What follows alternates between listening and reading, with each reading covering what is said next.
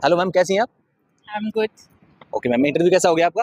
अच्छा हो गया interview? जी मैम, ये आपका नाम क्या है एंड आपका एजुकेशनल बैकग्राउंड क्या है? ये मेरा थर्ड अटेम्प्ट है और मैंने मास्टर्स करी है पब्लिक एडमिनिस्ट्रेशन में और ये मेरा थर्ड अटेम्प्ट। जी मैम, आपका नाम? कोमल। अगर हम इंटरव्यू की बात करें तो आपका इंटरव्यू जब आप पैनल के सामने गई तो इंटरव्यू कहाँ से स्टार्ट होता है, किस क्वेश्चन से आपकी शुरुआत होती है? मेरा संजय वर्मा सर का बोर्ड था और स्टार्टिंग में काफ़ी उन्होंने कॉर्डियल किया था, काफ़ी मतलब स्माइलिंग कर रहे थे। हमसे यही पूछा था कि आप प्रे कर रहे हैं, आपके पेरेंट्स भी प्रे कर रहे होंगे आपके इंटरव्यू के लिए। मैंने कहा यस सर। एंड देन फिर उन्होंने पूछा कितने मॉक आपने दिए हैं, तो ऐसे करके फिर उन्होंने धीरे से फिर स्टार्ट कर दिया था उसके बाद। ओके, तो मैम मॉक दिए थे आपने? हाँ मैंने मॉक। क्या डिफरेंस नजर आया मॉक में और या रियल इंटरव्यू में? सिमिलर इन्वॉर्मेंट ही मुझे लगा, ऐसा कि मॉक में भी मतलब ऐसा ही था कि कोऑपरेटिव थे, कुछ मॉक्स कुछ में ग्रिलिंग की जाती है, लेकिन यहाँ पर ऐसा नहीं था। यहाँ पर सब काफ़ी कॉर्डियल थे और क्रॉस क्वेश्चनिंग भी इतनी नहीं कर रहे थे, जो आप आंसर तो वो सेटिस्फाइड। मैम अगर हम बात करें आपके प्रीवियस अटेम्प्ट्स की कंपैरिजन, इस बार आपने ऐसा क्या मेजर चेंजेस किया और प्रीवियस अटेम्प्ट्स में आपके क्या गलतियां रही थी, आपको लगता है कि उनकी वजह से आपका प्रीलिम्स रुका या मेंस रुका और देन आप इंटरव्यू तक नहीं पहुंच पाए? पहले मेरे 2 अटेम्प्ट्स में मेरा प्रीलिम्स नहीं हो रहा था और मेन प्रीलिम्स का ये था कि मैंने मॉक टेस्ट प्रैक्टिस नहीं किया था।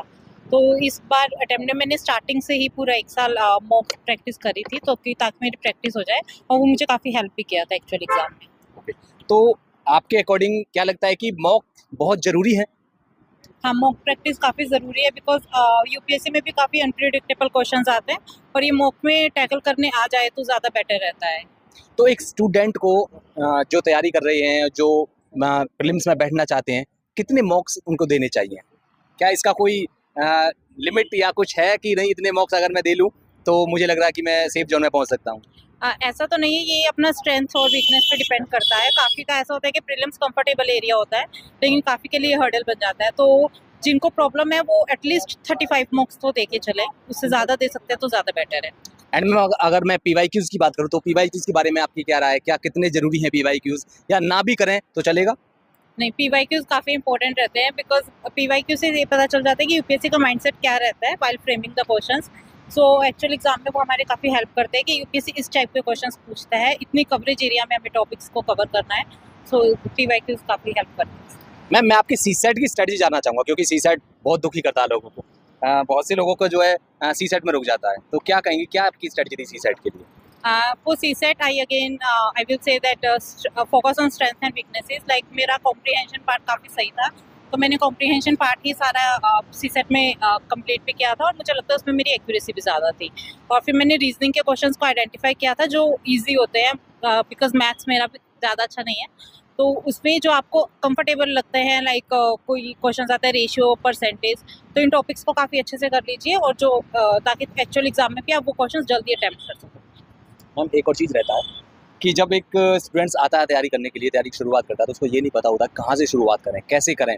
क्या एनसीआर, वो कई बार सोचते हैं कि एनसीईआरटी से अगर ना पढ़ें तो चलेगा, क्योंकि उनको ये लगता है कि एनसीईआरटी की जगह अगर हम स्टैंडर्ड बुक्स पढ़ लें तो वो ज़्यादा बेटर रहेगा, उनका टाइम बच जाएगा। लेकिन क्या ये टाइम बचाना कहीं नुकसानदेह तो नहीं होता है?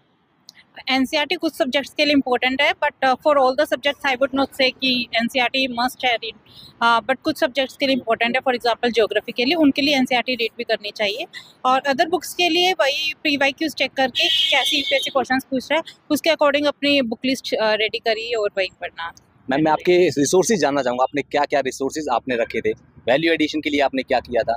थोड़ा सा आप बताएं तो बहुत अच्छा रहेगा, लोगों को समझ में आएगा कि वो ज़्यादा गलतियाँ ना करें और बाकी के रिसोर्सेज को ना फॉलो करें। रिसोर्सेज मेरे जनरल रिसोर्सेज ही थे जो वैसे टॉपर्स बताते हैं। लाइक ज्योग्राफी के लिए एनसीईआरटी किया था, पॉलिटी के लिए लक्ष्मीकांत किया था, एंशिएंट इंडिया के लिए एनसीईआरटी किया था आदर्श शर्मा की एनसीईआरटी की, और साइंस एंड टेक्नोलॉजी के लिए करंट अफेयर ज़्यादा इंपॉर्टेंट रहते हैं, और इंटरनेशनल रिलेशंस भी करंट अफेयर से किया। मैम मैं करंट अफेयर पे आऊँगा कि आप करंट अफेयर कहाँ से करते थे? क्या न्यूज़पेपर से करना ज़्यादा बेटर रहता है, या फिर आप अपने जो मंथली मैगजीन्स होती हैं वो ज़्यादा अच्छी रहती हैं? मैंने दोनों ही कवर किया था बिकॉज डेली न्यूज़पेपर रीड करते हैं तो हमें अंडरस्टैंडिंग रहती है कि ये न्यूज़ में चल रहा था, और इसीलिए फिर मंथली मैगजीन भी कवर करनी ईजिली हो जाती है बिकॉज पता होता है कि पास्ट में ये हुआ है। तो मैंने दोनों फॉलो किया था, करंट अफेयर्स भी, daily newspaper and monthly magazine. क्या आजकल chat GPT, artificial intelligence, Gemini वगैरह कुछ ऐसी चीज़ों को आपने प्रेफर किया था? नहीं, मैंने अपने प्रिपरेशन में नहीं किया था। कुछ ऑनलाइन रिसोर्सेज बताना चाहेंगे? ऑनलाइन जो फ्री वेबसाइट्स होती है जो करंट अफेयर्स भी डेली देती है समरी में, तो उनको मैंने रेफर किया था। यूट्यूब कितना हेल्पफुल रहा आपकी इसमें प्रिपरेशन में? हाँ, यूट्यूब मेरा हेल्पफुल था कि काफ़ी टीचर्स फ्री एजुकेशन प्लेटफॉर्म्स हैं वहाँ पे यूट्यूब पे, तो मैंने उनको रेफर किया था। अगर मुझे कोई टॉपिक समझ नहीं आ रहा है तो फॉर इजी अंडरस्टैंडिंग मैंने उसके रेफर किया। मैम, मैं आपके मेंस के आंसर राइटिंग की अप्रोच भी समझना चाहूँगा कि आपने किस तरह के सवाल आपने मतलब आंसर किस तरह से देना चाहा आपने, किस तरह से आपने अप्रोच रही आपकी मेंस में आंसर राइटिंग में, क्या कहना चाहिए? मेंस के आंसर राइटिंग के लिए I would say introduction, body and conclusion, ये फॉर्मेट रहते हैं आंसर राइटिंग के लिए। लेकिन इसमें डाटा वैल्यू एडिट करते तो ज़्यादा बेनिफिट रहता है। उसके लिए आप थोड़ा शॉर्ट नोट्स प्रिपेयर कर लीजिए करंट अफेयर मैगजीन से या न्यूज़पेपर से। तो इन्हीं को बस मैंने रेफर किया था और नोट्स बनाए। क्या प्रीलिम्स के लिए शॉर्ट नोट्स बनाना जरूरी होता है या प्रीलिम्स के लिए स्टैंडर्ड बुक्स ही मतलब सही रहेंगी? मैंने at the end of 1 month मैंने बनाए थे, शॉर्ट नोट्स बनाए थे, ताकि थोड़ा कॉन्फिडेंस बूस्टिंग के लिए होता है। वैसे एक्चुअल एग्जाम में क्या आता है वो पता नहीं, लेकिन एंड टाइम पे आप रीड कर रहे होते हो तो ऐसा लगता है कि नहीं मुझे सब याद है पूरा 1 ईयर का कंप्लीट करंट अफेयर्स। तो मैंने शॉर्ट नोट्स बनाए थे प्रीलिम्स के लिए। मैं मैम की हॉबीज जानना चाहूँगा, क्या हॉबीज से सवाल वगैरह थे उधर? नहीं, मेरा भांगड़ा डांस मैंने हॉबीज में लिखा था, तो बस उसी पे क्वेश्चंस थे। लेकिन मेरी हॉबीज में मैंने सोशल सर्विस भी लिखा था, खुद से उन्होंने कुछ नहीं पूछा था। ओके, इसके अलावा मैम मैं थोड़ा सा ये भी समझना चाहूँगा, एक मोटिवेशन के लिए क्या ज़रूरी है? क्या खाली टाइम मतलब एक जो 24 आवर्स होते हैं सभी के पास में, तो क्या जैसे बहुत से स्टूडेंट्स कहते हैं कि नहीं हम 12 घंटे पढ़ते थे, 13 घंटे पढ़ते थे, 18 घंटे पढ़ते थे, तो मैम कितना पढ़ती थी और कैसे पढ़ती थी?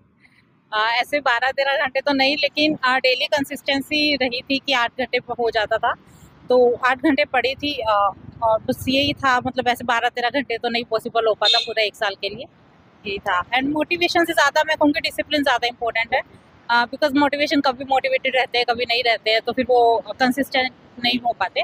इसलिए डिसिप्लिन रहेंगे और टारगेट्स को कंप्लीट करने का अचीव करके रखेंगे तो फिर वो हो जाएगा। मैम मेरा लास्ट सवाल ये है कि जो 2024 में जो बच्चे बैठ रहे हैं इस बार एग्जाम में और जो एग्जाम देना चाहते हैं, क्या कहना चाहिए उनको? क्या स्ट्रेटजी अब की मतलब क्या रखनी चाहिए उनको? प्रीवियस अटेम्प्ट्स को देखते हुए, प्रीवियस पेपर्स को देखते हुए क्या कुछ करें वो? प्रीलिम्स को लाइटली मत लीजिए, बिकॉज ये लार्जेस्ट एलिमिनेशन का है कि यहाँ पर ज़्यादा बच्चे यहीं एलिमिनेट होते हैं। प्रीलिम्स और जीएस प्लस सीसेट दोनों पे फोकस करना है। उसके लिए मॉक टेस्ट और पीवाईक्यूज दोनों पे ज़्यादा एम्फोसिस कीजिए। Okay, thank you ma'am. हम उम्मीद करेंगे कि आपका अगली बार लिस्ट में नाम आ जाए। Thank you so much ma'am. Thank you.